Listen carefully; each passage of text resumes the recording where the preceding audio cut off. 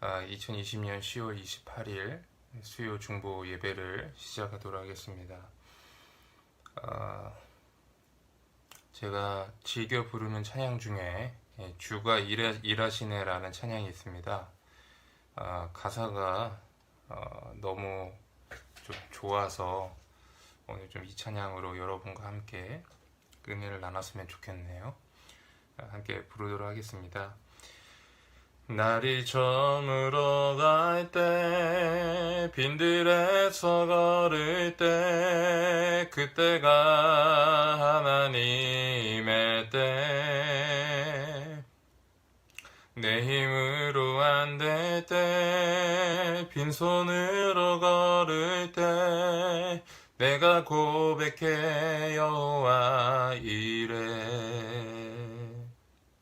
날이 저물어 갈 때 빈들에서 걸을 때 그때가 하나님의 때 내 힘으로 안 될 때 빈손으로 걸을 때 내가 고백해 여호와 이래 주가 일하시네 주가 일하시네 주께 아끼지 않는 자에게 주가 일하시네 주가 일하시네 신뢰하며 걷는 자에게 우리 보인 이곳에 주님 함께 계시네 누리네 아버지 은혜 적은 떡과 물고기 내 모든 걸 드릴 때 모두 고백해 여호와 이래 주가 일하시네 주가 일하시네 주께 아끼지 않는 자에게 주가 일하시네 주가 일하시네 신뢰하며 걷는 자에게 주가 일하시네 주가 일하시네 주께 아끼지 않는 자에게 주가 일하시네 주가 일하시네 신뢰하며 걷는 자에게 우리 하나님 말씀 보도록 하겠습니다. 우리 하나님 말씀은 로마서 2장 6절에서 16절까지 말씀입니다. 제가 읽도록 하겠습니다. 하나님께서 각 사람에게 그 행함대로 보응하시되 참고 선을 행하여 영광과 존귀와 썩지 아니함을 구하는 자에게는 영생으로 하시고 오직 당을 지어 진리를 따르지 아니하고 불의를 따르는 자에게는 진노와 분노로 하시리라. 악을 행하는 각 사람의 영에는 환난과 공고가 있으리니 먼저는 유대인에게요 그리고 헬라인에게며 선을 행하는 각 사람에게는 영광과 존귀와 평강이 있으리니 먼저는 유대인에게요 그리고 헬라인에게라. 이는 하나님께서 외모로 사람을 취하지 아니하심이라. 무릇 율법 없이 범죄하는 자에게는 율법 없이 망하고 무릇 율법이 있고 범죄하는 자는 율법으로 말미암아 심판을 받으리라. 하나님 앞에서 율법을 듣는 자가 의인이 아니에요 오직 율법을 행하는 자라야 의롭다 하심을 얻으리니 율법 없는 이방인이 본성으로 율법의 일을 행할 때에는 이 사람이 율법이 없어도 자기가 자기에게 율법이 되나니 이런 이들은 그 양심이 증거가 되어 그 생각들이 서로 혹은 고발하며 혹은 변명하여 그 마음에 새긴 율법의 행위를 나타내느니라. 곧 나의 복음에 이른 바와 같이 하나님이 예수 그리스도를 로 말미암아 사람들의 은밀한 것을 심판하는 그 날이라. 아멘. 우리가 과일나무를 알고자 할 때 그 나무가 무슨 나무인지 알기 위해서는 그 열매를 보면 그 나무가 무슨 열매인지 알 수가 있습니다. 우리가 사과나무가 배 열매를 맺을 수가 없죠. 그리고 배 나무가 감을 맺을 수가 없습니다. 사과나무는 사과 열매를 맺고 배나무는 배의 열매를 맺는 것이죠. 그리고 감나무는 감 열매를 맺는 것입니다. 이처럼 우리의 그 신앙생활도 또 우리가 참 그리스도인인가 그리스도인이 아닌가를 판단하는 기준도 이와 동일하다고 저는 생각을 합니다. 우리가 참다운 그리스도인이라면 이 그리스도인의 합당한 열매를 맺을 것이고, 또 우리가 참된 하나님의 자녀라면 참된 하나님의 자녀된 열매를 맺게 된다는 겁니다. 예수님께서는 요한복음 6장 42절 말씀에 못된 열매 맺는 좋은 나무가 없고 좋은 열매 맺는 못된 나무가 없다, 이렇게 말씀하셨어요. 그리고 그 나무의 열매로 그 열매로 그 나무를 알 수 있다라고 말씀하셨습니다. 그러니까 우리의 행실로 인해서 우리의 믿음을 증명해 보일 수 있다는 것이죠. 우리가 진짜 믿음을 갖고 있다면, 우리가 진짜 예수 그리스도를 믿는 참된 믿음의 소유자라면 그 행실에서 그 믿음의 열매가 드러난다라는 겁니다. 우리가 어떠한 일을 할 때 신념을 갖고 일을 하죠. 이 일이 옳다라는 믿음을 갖고 합니다. 그 옳다라는 믿음을 갖고 행할 때에는 반드시 행함이 뒤따르게 돼 있어요.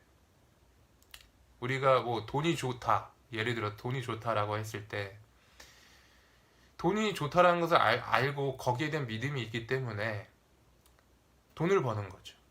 열심히 투자하고 열심히 노력해서 땀 흘리고 돈을 버는 겁니다. 우리가 농사가 농사가 아니죠. 농부가 열심히 씨를 뿌리는 이유가 무엇입니까? 수확에 대한 믿음이 있기 때문이에요. 결실에 대한 믿음이 있기 때문에 반드시 믿음에는 행함이 뒤따른다라는 것입니다. 그렇다면 여러분은 지금 어떤 열매를 맺고 계십니까? 혹시 그리스도인으로서 하나님의 자녀로서 맺어야 될 열매를 맺지 아니하고 오히려 세상적인 열매를 맺고 계시진 않습니까? 우리가 그리스도인으로서 그 믿음대로 살아야 됨에도 불구하고 원망하고 불평하고, 또 때로는 지체를 미워하고 또 화내고 섬기지 못하고, 여러분 이러한 모습이 우리 가운데 있지는 않습니까? 분명한 것은 십자가의 복음은 우리의 삶에 나타나는 줄 믿습니다. 우리의 구원뿐만 아니라 주님이 우리와 동행하셔서 그 열매가 우리의 삶의 증거들로 나타난다는 것입니다. 그러므로 여러분, 우리가 복음에 합당한 삶을 살고 그 합당한 열매를 맺어야 되는 줄 믿습니다. 그러므로 우리의 믿음을 참된 믿음으로 하나님께 증명해 보여야 한다는 거예요. 그것이 바로 성경이 우리에게 요구하시는 부분이라는 것입니다. 오늘 말씀의 시작은 이렇게 시작을 합니다. 하나님께서 각 사람에게 그 행한 대로 보응하실 때라고 이렇게 시작합니다.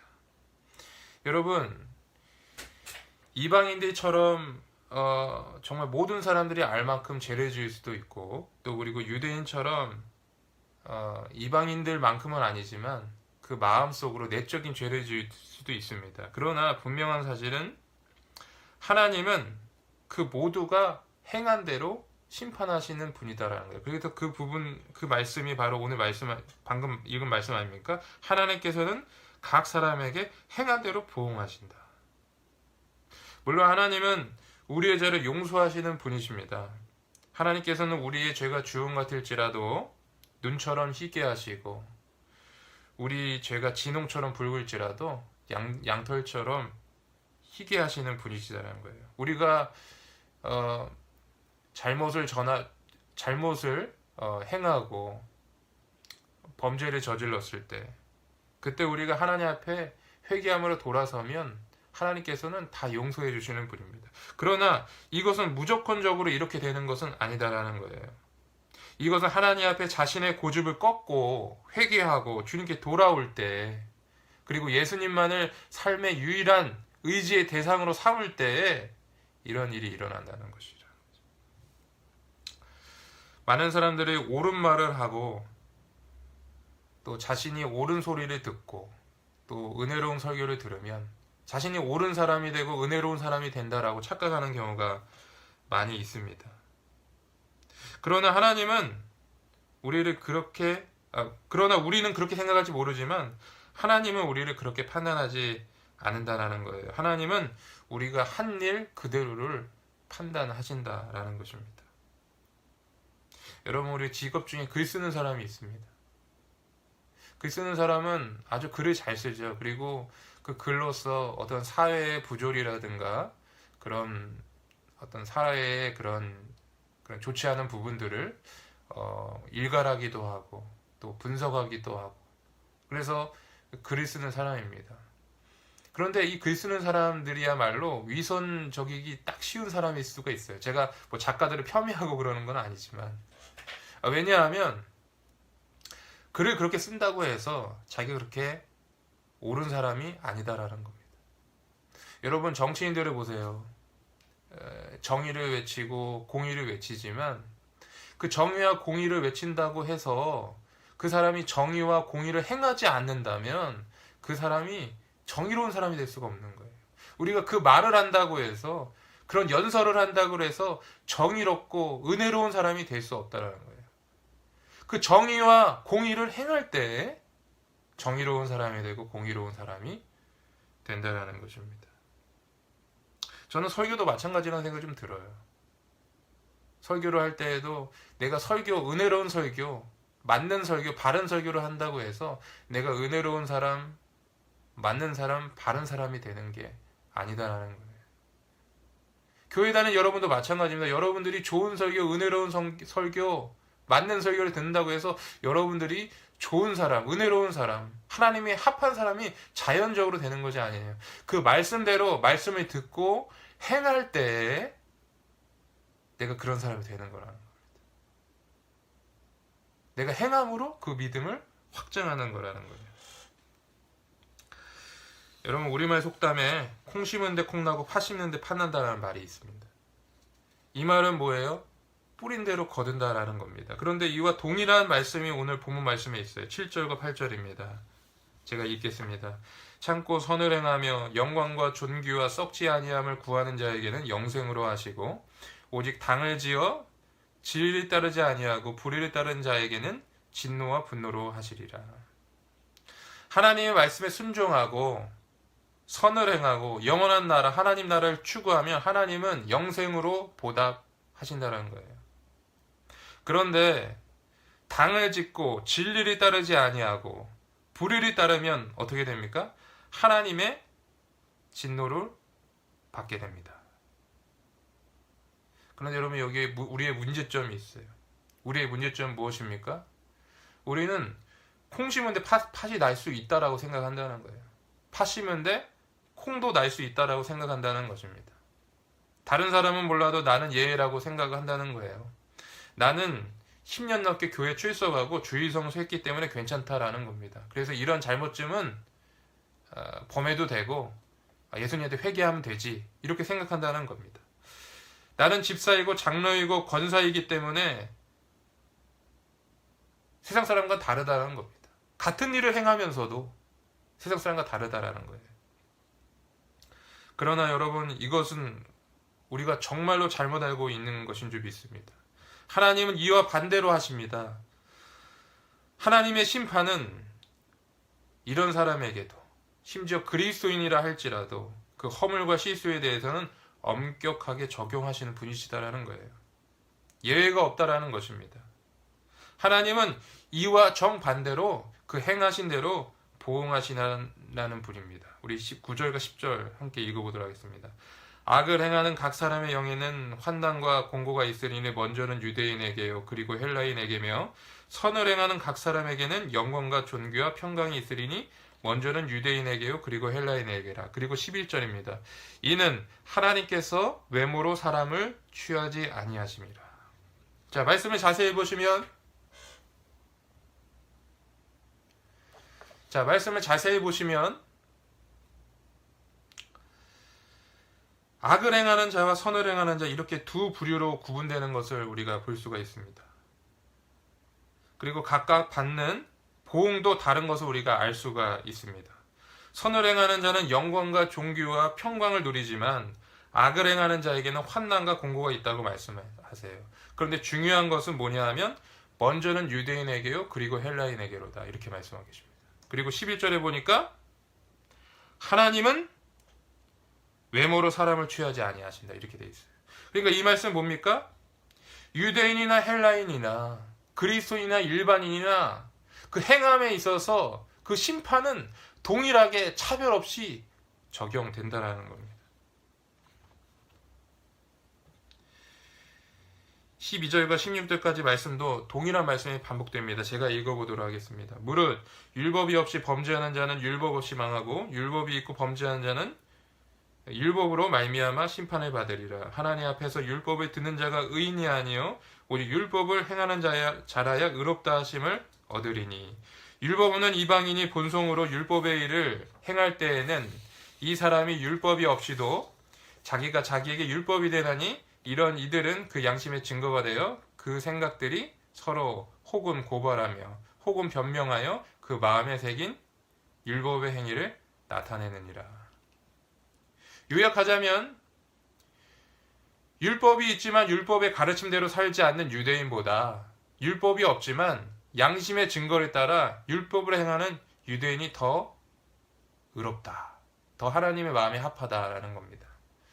제 친척 형 중에 정말 효자가 있습니다. 그리스도인들이 부끄러울 정도로 효자가 있어요. 여러분 십계명 말씀에 내 부모를 공경하라는 말씀이 있잖아요. 근데 이분은 이제 친척이지만 참 부모를 잘 공경해요. 그런데 여러분 반면에 여러분 그리스도인임에도 불구하고 부모님들에게 정말 막대하는 사람이 많이 있잖아요. 그러면 근데 이방인도 비록 그리스도인은 아니지만 하나님의 말씀을 알지 못하지만 그 양심이 증거가 되어서 부모를 공경해야 되는 것을 아는 겁니다. 그리고 그렇게 부모를 공경하는 거예요. 그러면 그리스도인인데 부모를 공경하지 않는 자와 그리스도인이 아닌데 부모를 공경하는 자, 이 두 사람 중에 누가 하나님의 말씀을 지킨 자냐는 거예요. 그리스도인이 아닌데 부모를 공경하는 자가 하나님의 말씀을 지킨 자가 된다라는 것이라는 거예요. 그러니까 더 쉽게 요약하자면 율법을 듣기만 하고 행하지 않는 자가 아니라 율법을 듣고 순종하는 자가 돼야 된다는 거예요. 이것이 바로 성경이 오늘 우리에게 말씀하고 있는 그 내용이라는 겁니다. 마태복음 21장 28절에 보면 두 아들의 비유가 나옵니다. 어떤 사람에게 두 아들이 있었는데 그 아버지가 그 첫째 아들에게 포도원에 가서 일하라 라고 이렇게 이야기를 한 거예요. 그러니까 첫째 아들이 네 알겠습니다 순종적으로 대답을 합니다. 그러나 그 첫째 아들은 포도원에 가서 일을 하지 않아요. 근데 이와 똑같이 그 아버지가 둘째 아들에게도 동일하게 이야기합니다. 얘야 포도원에 가서 일해라. 근데 둘째 아들은 아주 싫습니다. 저는 다른 게 더 좋아요 라고 하면서 아버지의 말씀에 불순종하는 것처럼 이야기합니다. 근데 나중에 후에 자기의 행동이 잘못됐다는 것을 뉘우치고 포도원에 가서 일을 해요. 그래서 예수님께서 그 말씀에서 이렇게 질문하는 거예요. 누가 하나님의 뜻을 행한 사람이냐? 누가 하나님의 뜻에 합한 사람이냐? 답은 뭡니까? 바로 둘째 아들이라는 거죠. 여기서 첫째 아들은 바리새인을 말하는 것이고 둘째 아들은 세리와 창기를 말하는 것입니다. 그러니까 당대에 의롭다라고 말하고 스스로 자청하는 바리새인들보다 세리와 창기들이 더 의롭다라는 거예요. 왜요? 하나님의 말씀을 듣고 행했기 때문에 그렇다라는 겁니다. 마태복음 7장 24절에는 모래 위에 집을 짓는 사람과 반석 위에 집을 짓는 사람에 대한 이야기가 나옵니다. 24절 말씀을 자세히 보면 이렇게 되어 있습니다. 그러므로 누구든지 이 말을 듣고 행하는 자는 그 집을 반석 위에 지은 지혜로운 사람 같으니. 그러니까 뭐예요? 이 말을 듣고 행하는 사람은 반석 위에 지은 사람, 집을 짓는 지혜로운 사람이라는 거예요. 그러니까 듣고 행하는 사람이 지혜로운 사람이라는 것이라는 거죠.